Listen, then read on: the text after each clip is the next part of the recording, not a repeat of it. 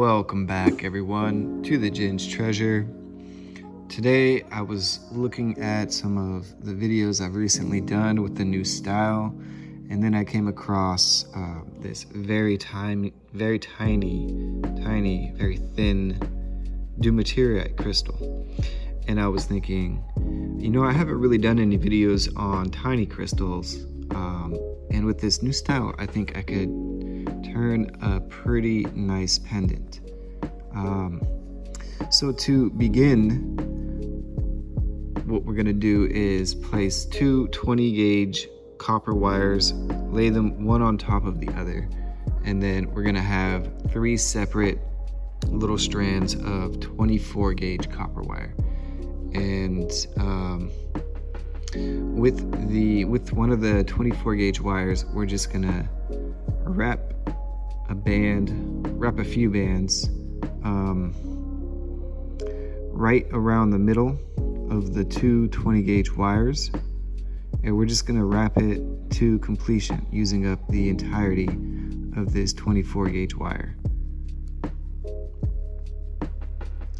This is gonna be a lot of little tiny intricate work, and that's gonna be kind of an interesting challenge, perhaps to someone just beginning. I think it'll be relatively easy for me, a little slightly more challenging than what I'm used to. If you'll notice, I'm using a lot more of finger work than pliers. To each their own. And so just to finish off with this step, the last thing we want to do is making sure that there's no pokey wire tips hanging out. So we're just going to use our pliers to fold and bend those and tuck those in. And do the same thing on the other side.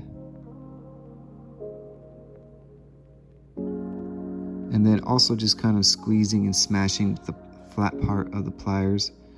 And then double checking to make sure that these 20 gauge wires are still about even in length with each other. And then as well, just making sure that we slide this to the middle.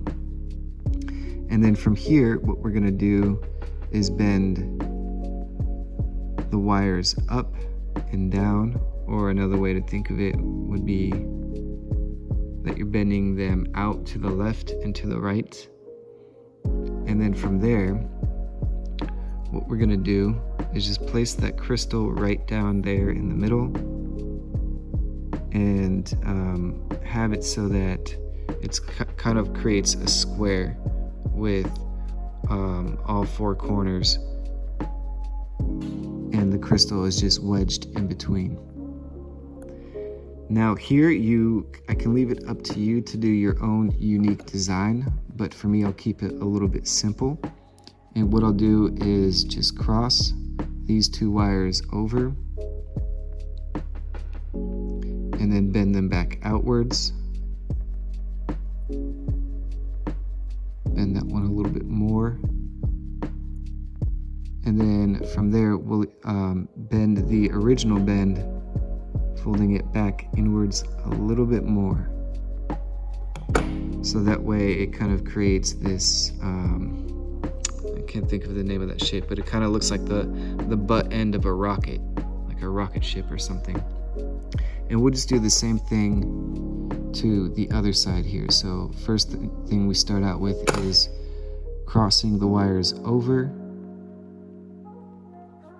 and then we're just gonna bend the wires back outwards. And then once again, kind of closing that gap, so it looks like kind of like a tentacle suction or something, using my imagination there. And then for the next step, we're just gonna place the crystal inside, in between the 2 feet, if you will. And then with our pliers, we will once again bend outwards, kind of in the middle top section of the crystal. We'll bend both sides, and then once again bending it so that each wire points back up towards the top. So it kind of creates a little bit of a zigzag design in the wire. And then we'll flip it around and do the same thing. You know, I guess I don't need the crystal in place for that portion of it, just to get an idea of where I want to start the bends really. So we'll bend outwards, and then once again we'll bend back up and back up. And for the next step, what we're gonna do is take those other 24 gauge wires, and now that these two wires are kind of aligned and parallel with each other, we're just gonna wrap that closed tight. Not so tight that they cross over as they are right now. You wanna keep it so that they remain parallel, one on top of the other.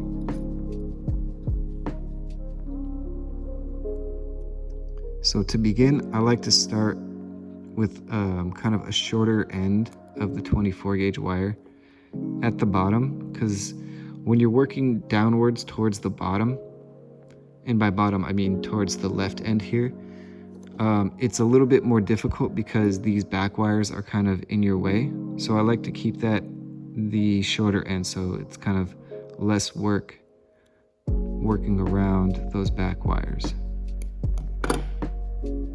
And then I'll just do kind of a quick little, with my fingernail, tuck in that pokey tip in, and I'll readjust it once this step is complete. But now I'm free to work with more length, climbing up towards the top or the right part of the wrap.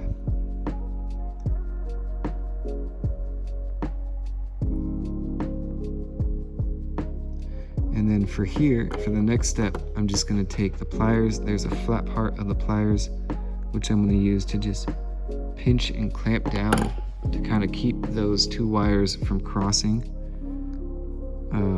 and keep them parallel to each other. And then I'll do that once more once I use up the rest of this wire here.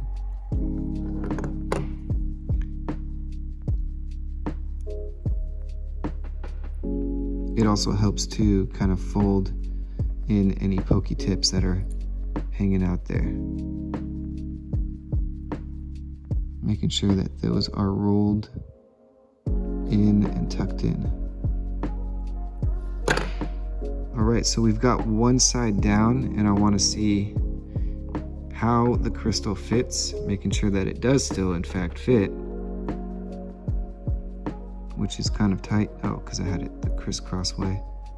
So I'll slide it in here and just wedge. You see how thin this crystal is? That's why I'm able to get away with having such a small portion, small gap in between those two wires there.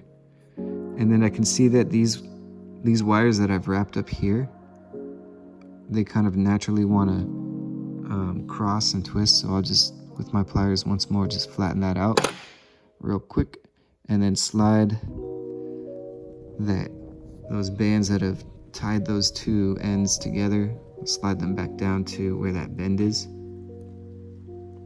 And then from there, I'm ready to begin the next step, which is to take this last 24 gauge wire and tie these two ends together. Now, I'm gonna check to see if I can manage to do that without needing the crystal in place, because the crystal definitely adds an extra challenge that I want to see if I don't need to take on that challenge.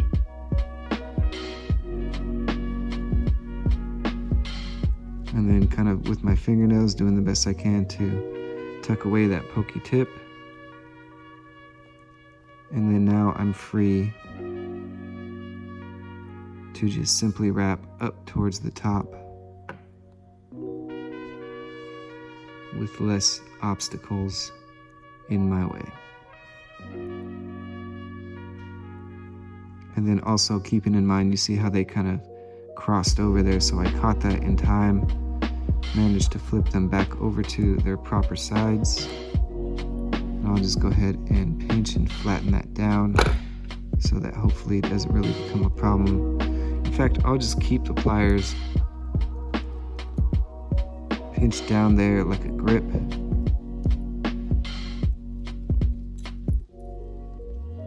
To just kind of hold that in place, and it makes it easier for me to just twine my fingers around and wrap the rest of this wire.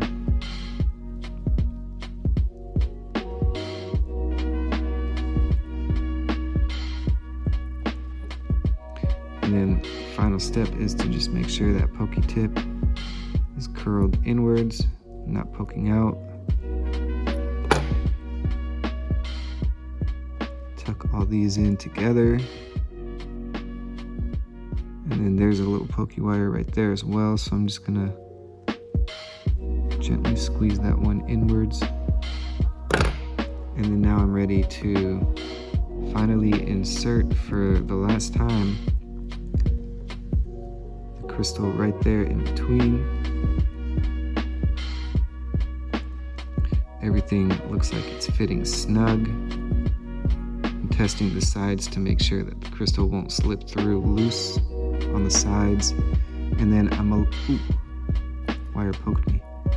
I'm a little bit concerned that I won't have enough wire to properly finish off with a nice neck loop, but I'll do my best. I can see how there's clearly two short wires, and I'll take those two shorter wires and just use them to kind of tie the knot here at the top by just wrapping each short wire around the adjacent wires where they cross over. So they just kind of fold around over the top.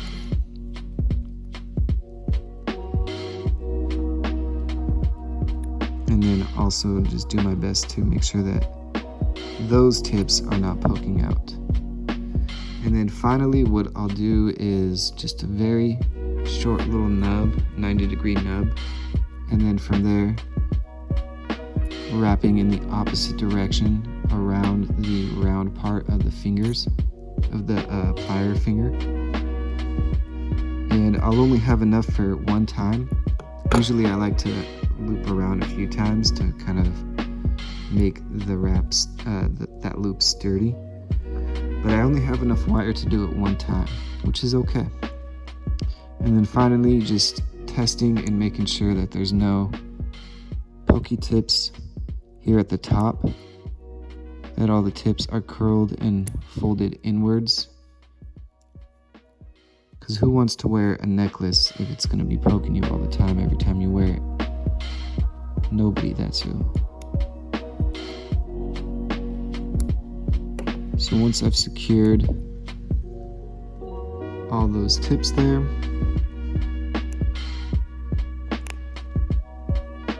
I can see that these 24 gauge wires have kind of found their way sneaking up. So with my fingers, I'm just doing my best to pull them back down.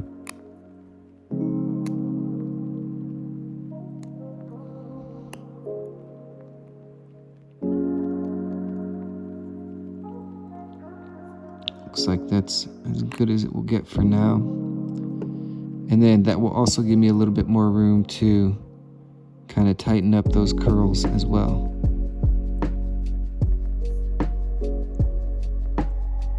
Okay.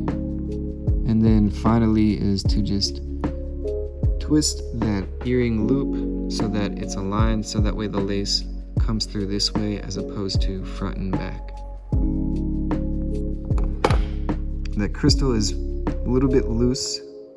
I think that the next time around I'll have a little bit better experience, keeping in mind that these two wrap portions will like to hike up from where they bend. I want to make sure that they stay down. But other than that, this is a pretty good little tiny pendant. Nice design.